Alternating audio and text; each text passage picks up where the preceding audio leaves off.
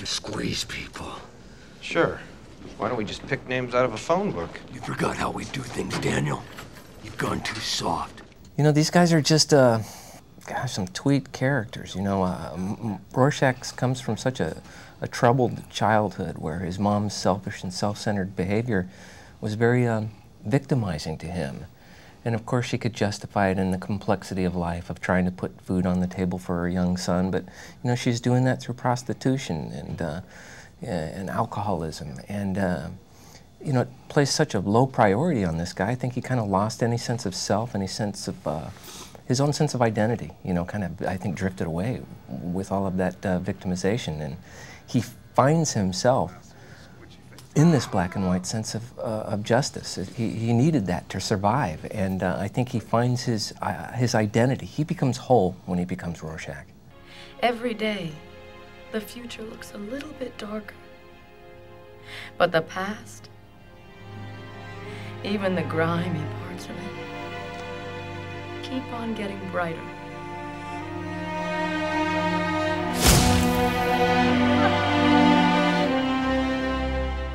For sure, the Minutemen, I mean, I think it was a group of people who weren't necessarily ingratiated into society on their own. And clearly Sally had a really strong personality, a lot of charisma, and she had some good looks to work with. So she, I think that the idea of really for her, I don't think it was that she didn't want to help people, and she actually did, you know, she certainly got some bad guys. But she was also very interested, I think, in the celebrity and the fact that at that time, costumed crime fighters, because they had just sort of emerged in society, were celebrities, were movie stars of the time. You know, she's on the side of you know, warplanes, and, you know, sort of, it's, and I think that ultimately, what I had to come to terms with as I was really familiarizing myself with the graphic novel and her in it, and then the script, was that is a real key defining thing to her character, which is that was really important to her, and that was where she found her value. And when that's taken away, when she gets pregnant and she has to retire, it's hard for her to find her own value. And that's why I think she really pushes it upon her daughter to do what she did and to try to kind of live through that.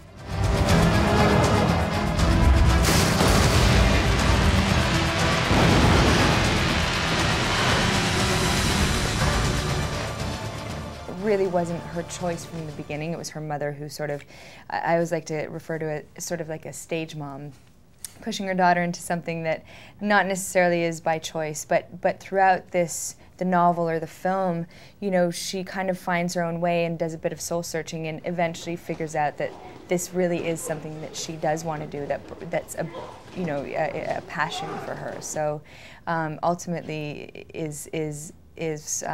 finds herself and her independence in it. They are shaping me into something gaudy, something lethal.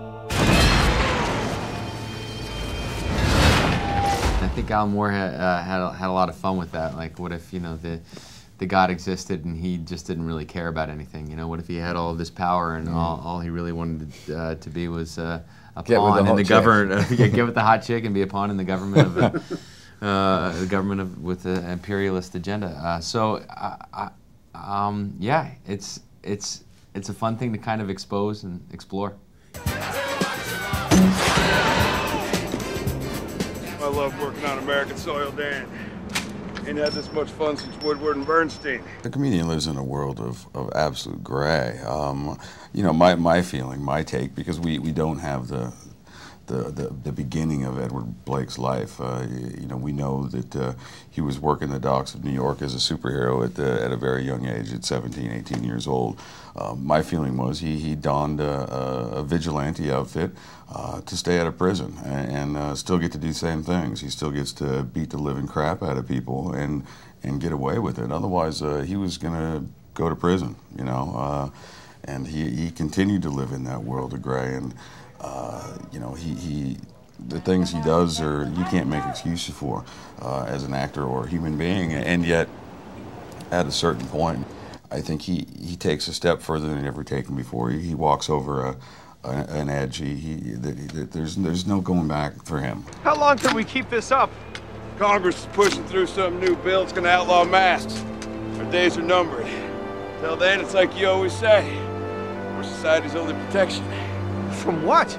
Well, luckily we had, already sort of growing up with the Minutemen. That's what you sort of have to imagine, that this generation of superheroes at least got to watch the first generation of masked Avengers, and you find out that Dan probably always felt a little bit like an outsider, but grew up fascinated with, majored in zoology and was obviously very, very smart and academic, and had a love of flying and of birds. So he sort of put everything together and really wanted to do something good and feel empowered. And so that's sort of the reason that you find out that he had gotten into it. And then you meet him at the beginning of the story after he'd been pushed out of that, a very early retirement, and sort of his struggle to gain his identity back. Look, Rorschach and I have made real headway on the gang problem by working together. We can do so much more. We can save this world. With the right leadership.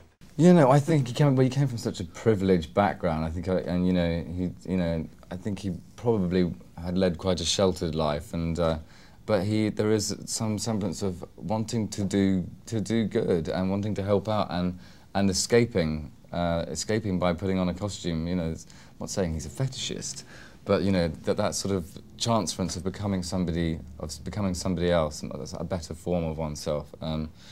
Yeah, I think it's probably all interlocked in there somewhere. I don't know, really. I mean, his view of humanity is that it's something that desperately needs to be saved, and the people who really, like the governments who should be looking after everything, he has to supersede them, and he has a super objective of saving it, and he has to go about it because he is the most intelligent man in the world on a mathematical ratio that it's frightening.